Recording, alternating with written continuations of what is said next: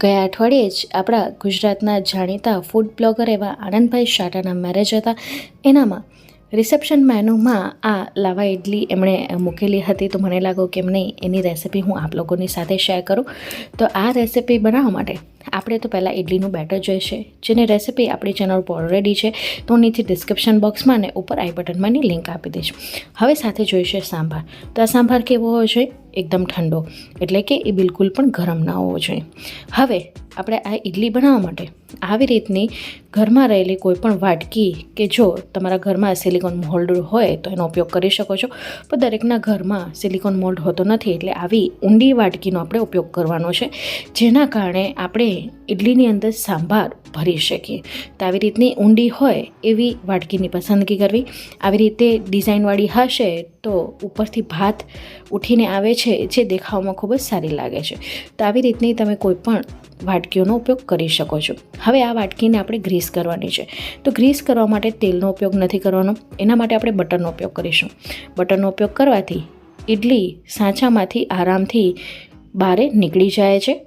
એટલે આપણે આ રેસિપીમાં બટરનો જ ઉપયોગ કરીશું, તેલ કે ઘીનો ઉપયોગ નથી કરવાનો. હવે આ વાત થઈ ગઈ આપણી તૈયાર.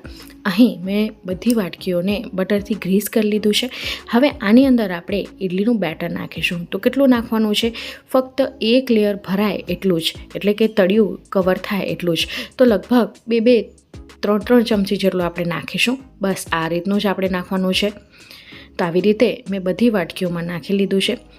આ લાવા ઇડલી તમે ઇડલીના જે સાચા આવે છે એનામાં તમે નહીં બનાવી શકો, કારણ કે એનામાં એટલી બધી સ્પેસ હોતી નથી, એ મોટું ઊંડાણવાળું હોતું નથી.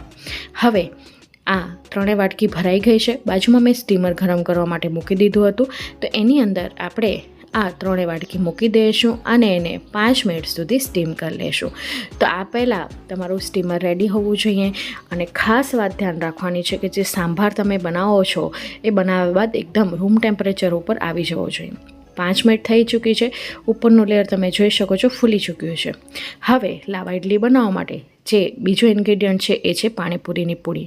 જી હા, જેના અંદર આપણે સાંભાર ફિલ કરીશું. તો પૂરીને મેં આવી રીતે ઉપરથી થોડુંક કાણું પાડી લીધું છે, જેથી આપણે એમાં સાંભાર ભરી શકીએ. હવે સાંભારની થિકનેસ પાતળી રાખવાની છે. બહુ જાડું રાખશો તો જ્યારે તમે કટ કરશો તો સાંભાર બહાર નથી આવતો.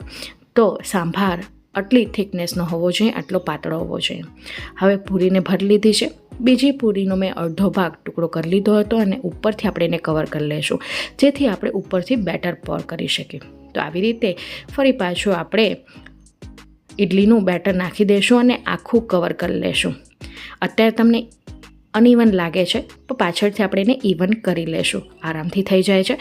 હવે આવી રીતે બધી આપણે વાટકીઓમાં આવી રીતે પૂરી નાખી સાંભાર ફિલ કરી અને ઉપરથી કવર કરવાનું છે. કવર કરવાનું ભૂલવાનું નથી, નહીંતર બેટર છે એ સાંભાર ભેગો થઈ જશે અને ઇડલી છે એ વ્હાઈટ ન બનતા પીળી બનશે. તો આવી રીતે સાંભારની કન્સિસ્ટન્સી પણ તમારે પાતળી રાખવાની છે. બસ 2 જ વસ્તુનો આ રેસિપીમાં ધ્યાન રાખવાનું છે. એક સાંભાર પાતળો હોવો જોઈએ અને સાંભાર છે એ ઠંડો હોવો જોઈએ. તો આવી રીતે આપણે બધી વાટકીઓને ફિલ કરી લીધી છે. અને હવે ઢાંકણ ઢાંકીને આપણે 10થી 12 મિનિટ સુધી સ્ટીમ કરીશું. ઘણીવાર 15 મિનિટ પણ લાગે છે. તો પહેલાં ઉપરથી ચેક કરી લેવું કે ઇડલી તૈયાર થઈ ગઈ છે કે નહીં. તો અહીં આવી રીતે આપણે બધી વાટકીઓને ભરી લીધી છે ઢાંકણ ઢાંકીને. હવે આપણે આને 12 મિનિટ સુધી સ્ટીમ કરી લીધું છે.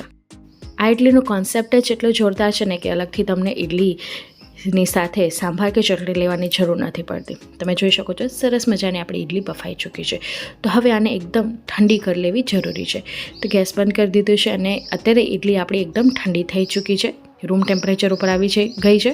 તો હવે આપણે બેટર ઉપર સુધી ભર્યું હતું ને, તો કિનારીની બારે આવ્યું છે.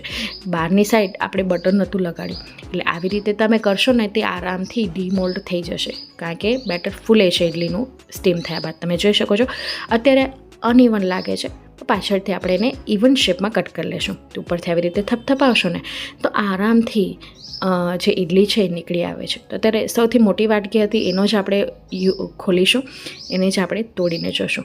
હવે મેં ચાકુથી જે એના એજીસ છે એ બધા કટ કરી લીધા છે. તો તમે જોઈ શકો છો હવે સરસ મજાનો એનો શેપ આવી ગયો છે. જો ડિઝાઇનવાળી વાટકી હશે તો એનામાં એની ભાત ખૂબ જ સરસ નિખરીને આવે છે. હવે ઉપરથી આપણે કોકોનટ ચટણી આવી રીતે લગાડી લેશું. તો આ કોકોનટ ચટણીની પણ રેસિપી આપણી ચેનલ ઉપર છે, તો એની લિંક ઉપર આઈ બટનમાં નીચે ડિસ્ક્રિપ્શન બોક્સમાં આપી દઈશ, તમે જોવાનું ભૂલતા નહીં. હવે આપણે આને કટ કરીશું. તો જ્યારે આપણે કટ કરીશું તો જે સાંભાર છે એ બહાર આવશે.